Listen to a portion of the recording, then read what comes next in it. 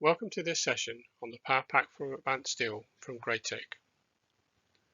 The focus of this session will be upon the Camera Browser tool.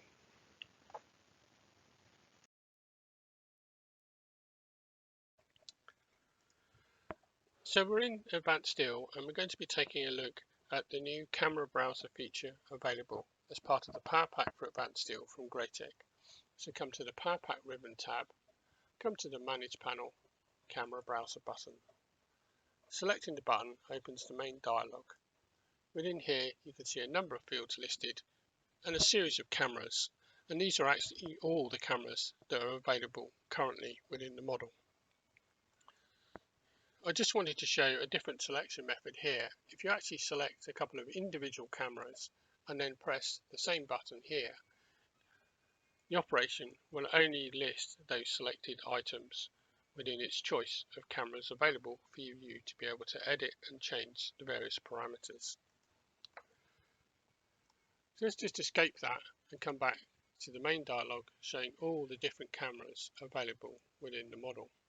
So when I say all the different cameras, I also mean the cameras that are inbuilt into model views. You can see that here where it says Model View Camera Activation.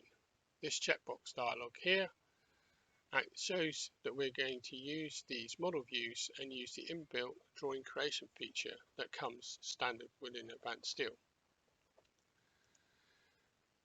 So let's just take a look, obviously in the model here, and come back over here. So let's pick a standard type of camera. So if we select a line here, we can see that it highlights it in the model.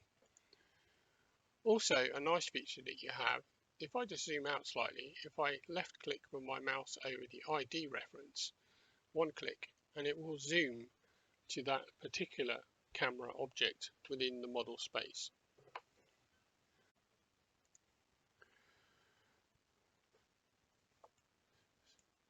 So under here, obviously we can see all the different elements listed within the dialog of the camera browser. So where are those coming from? So those of you familiar with obviously Advanced Steel and Advanced Steel cameras will recognize some of those properties straight away. So let's just try and take a look at a couple of those here. So I've opened that particular camera's properties itself. And the first thing you can see obviously is the node type here. So this is the type of camera, and that's represented here within this column called camera type. So the same types of camera that you see listed within the model are available within the dialog. The next field is the description field. So that's this text field here, which is also reflected under the description column here under the actual line relative to the camera. You'll notice here that some of the elements here obviously have text in, and these are related to some of the tokens that you can use via the camera creator, which comes as part of the PowerPack. So here we've enabled % grid line, % grid intersection, % camera level. Similarly, the next column is to do with drawing styles. So you can see the drawing styles listed there, and obviously that reflects what's in the camera properties under here. So you can see the drawing styles listed under there. Similarly, the next column would be scale. So you have scale there as well within the dialog. We change the tab here. Obviously, we come to the various parameters that control the size of the camera. So here we have the front and rear depths, which is obviously the front and rear depths relative to the plane of the camera. And obviously here we have the fixed view, so it's the X and Y coordinates or deltas of that particular object. So again, you can see those listed within these relative fields here. So these 4, 5 fields along there. The last field is obviously to do with if it's a model view camera, where we would use the checkbox for activation of the inbuilt feature. So let's just come back and just walk back through a couple of those again here. So using this camera as an example. So obviously we could change the type. So say we didn't want node, we could change it to maybe overview type. So we change the type of camera there. We could then come in here and then maybe change what we wanted here. So say we didn't have grid intersection there and the token was missing. So maybe the field looked like this. So what we can do is apply that as it is now, and we can see it's made a change. If we actually bring up the properties again we can now see that that information has been removed for those 2 lines there. And also the camera type has been changed to overview. So if I come back in here now and decide that I actually want to put in the token grid intersection, I can add that within the system.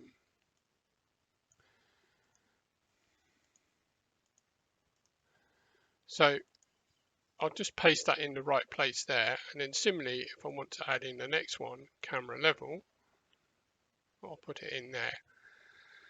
So now if I apply those changes while I'm still in the dialog, we can see that the camera has changed, and we can see those values have been transposed into there. So that makes use of the next column, which is the camera tokens. Obviously the next couple is to do with style and scale. So let's close that again and just come back here. So at the moment, if I select that, we can see there's a little prefix word that says advance. This is actually the advanced branch of the Drawing Style Manager. Again, those of you familiar with Advanced Style will know that there's 2 different branches inside the Drawing Style Manager, the advanced part and the user part. By default, it's gone to the advanced in this case. Now, let's just come back in and see what we can do. So we might want to use the user part of the system. So we've enabled this by this down here, Drawing Style Filtering. If we check this box here and then come back into this, bring out the drop down, we can now see we've changed into the user branch of the system. And presently we're listing all the different types of styles there, including GA styles and part styles and assembly styles. So we have a second level of filtering here also available. We can check this box here, and then if we come back into here now, we will see that it only shows the GA styles. So that is styles that are associated with a particular way that drawings are created based upon their selection method.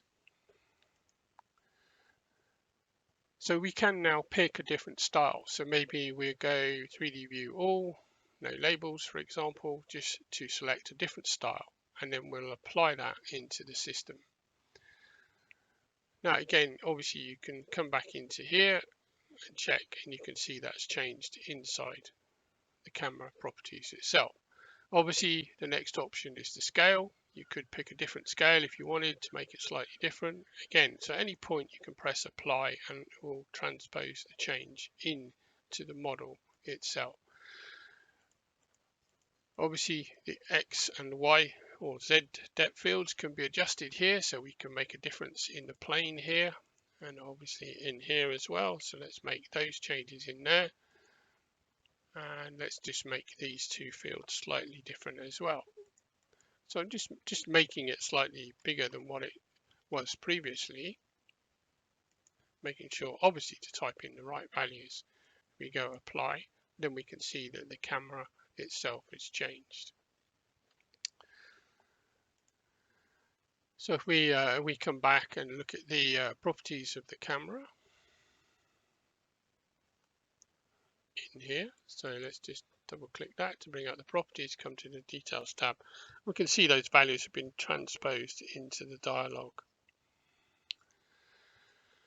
So similarly, if you did have a camera with a style that was set to user and you didn't have the user style branch ticked and maybe the GA styles unticked as well, if you then come back into the system, it will show all the advanced styles, but it will still maintain the user style that was set within the camera view. So that's quite a nice little feature actually. And similarly, you can just filter those by GA styles. So advanced, we're now only showing the GA styles for that as well. So that's quite good operation within the system and a bit of flexibility.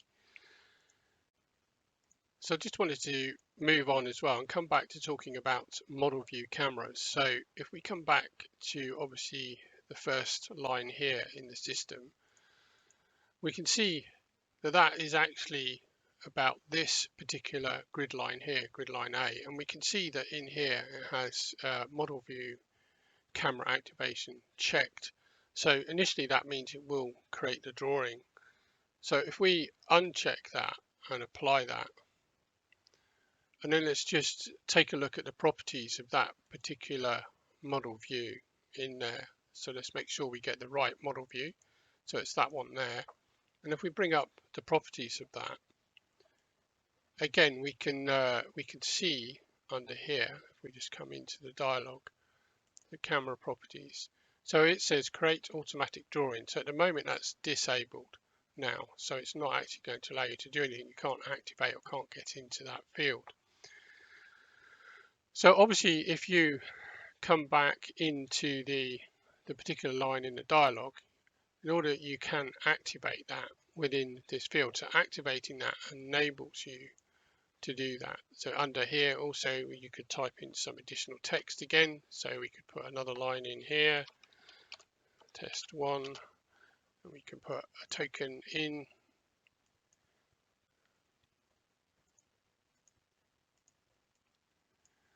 Just need to move that.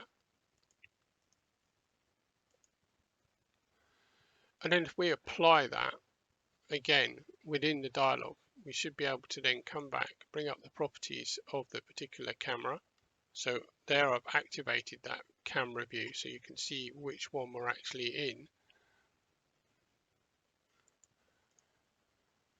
And then if I come here and go advanced properties, be able to see now that the camera view has been checked to create the automatic drawing function, and obviously that extra line of text that I added in has been added into the view as well. And then similarly you could go on to obviously affect the style. So all the other functionality we went through for the style and the scale you can add in as well. So you can pick a particular style you want, a particular scale in there. Now the thing you can't change when it's in a model view type camera is obviously these next 5 fields here are fixed by the parameters of the model view. So I'm just going to apply that there, and then obviously I'm just going to select that, bring up the advanced properties of that, come to camera properties now, and you can see there it put the style in and the scale. But obviously the size of the model view is controlled by the model view box itself, which is influencing the camera.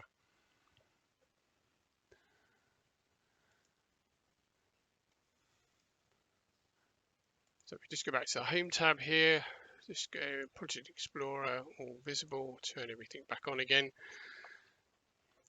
So obviously that runs through the basic operation of the camera browser, which comes as part of the PowerPack for Advanced Steel from GRAITEC.